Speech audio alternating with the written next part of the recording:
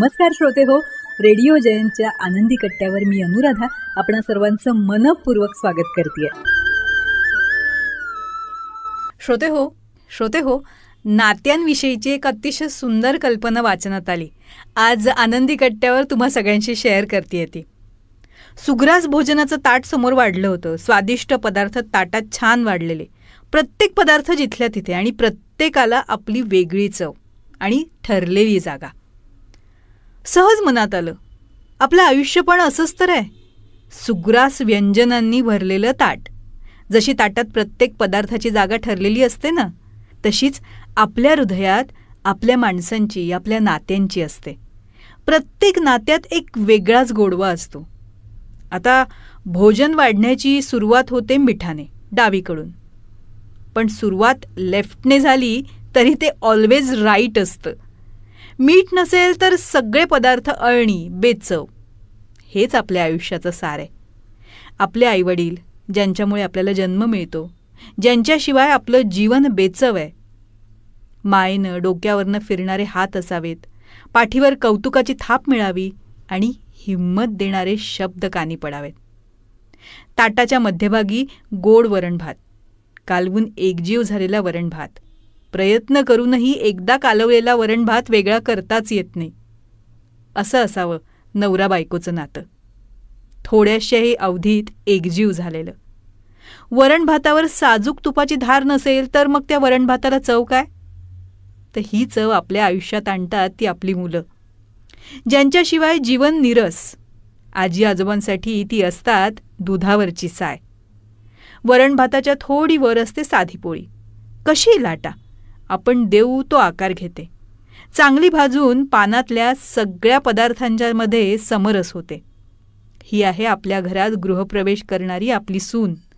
आल्या आल्या सगळ्या नात्यांचा अगदी मनापासून स्वीकार करते, सगळ्यांशी समरस होते आणि अलगद आपली कधी होते हे समजतच नाही.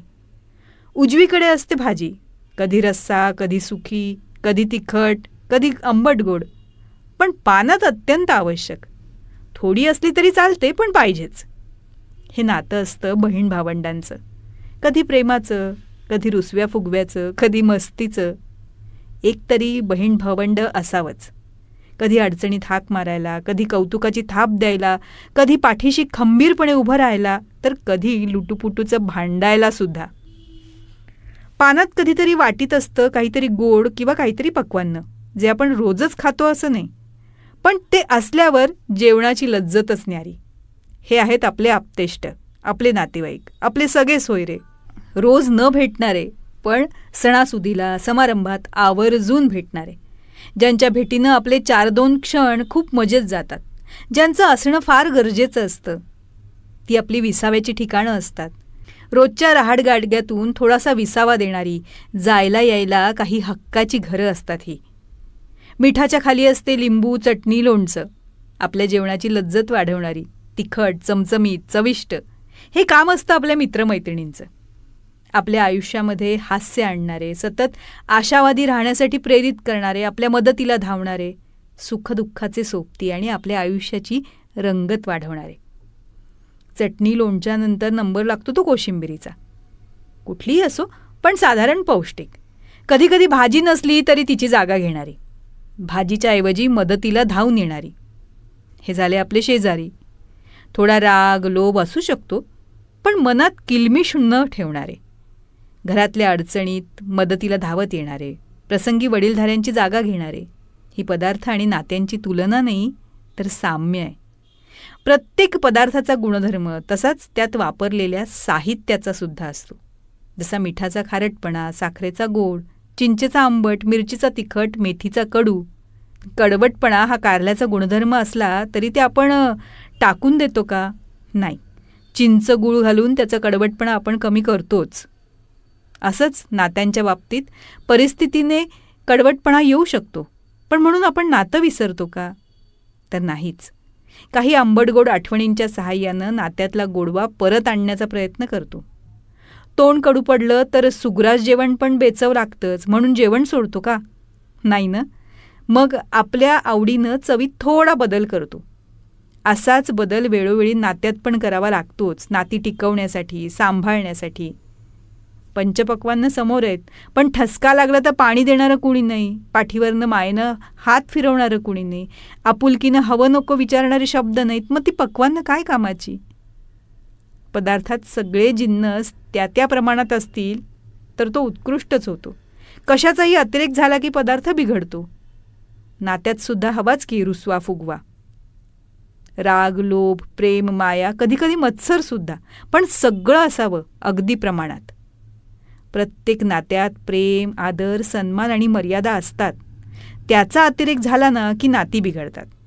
मग ते प्रेम असलं तरीसुद्धा. एवढं सांभाळलं ना तर दुरावा कधीच येणार नाही. नाती आदर्शच असावी असं नाही. कधीकधी वरून आदर्श वाटणारी नाती आतून खूप पोकळ असू शकतात. नाती आपल्यासाठी असावी आणि ती आपण मनापासून जपायला हवी. राग, लोभ, रुसवे फुगवे, प्रेम, माया, मत्सर, आदर, सन्मान, मर्यादा हे सगळं त्या त्या प्रमाणात असलं ना की छान नात्यांची रेसिपी तयार होते. मग असा प्रयत्न करून बघायला काय हरकत आहे? काय तर श्रोते हो, आजचा हा विचार तुम्हाला कसा वाटला याविषयी आम्हाला आपल्या प्रतिक्रिया जरूर कळवा. त्याचबरोबर रेडिओ जयंतनं चतुरस्त्र हा पॉडकास्ट सुरू केलेला आहे आणि या पॉडकास्टमध्ये प्राध्यापक, लेखक, कवी, नाटककार श्री रमेश कोटस्थाने यांच्याशी साधलेला दिलखुलास संवाद आपण बघणार आहात. या संवादाचे दोन्ही भाग आपण आपल्या चॅनलवर अपलोड केलेले आहेत, तेव्हा हे दोन्ही भाग जरूर बघा. ते तुम्हाला कसे वाटले याविषयीच्या प्रतिक्रिया नक्कीच आमच्या कमेंट बॉक्समध्ये लिहा. त्याचबरोबर श्री रमेश कोटस्थाने लिखित खुळा पाऊस या पुस्तकाचं अभिवाचनही रेडिओ जयंतवर उपलब्ध आहे.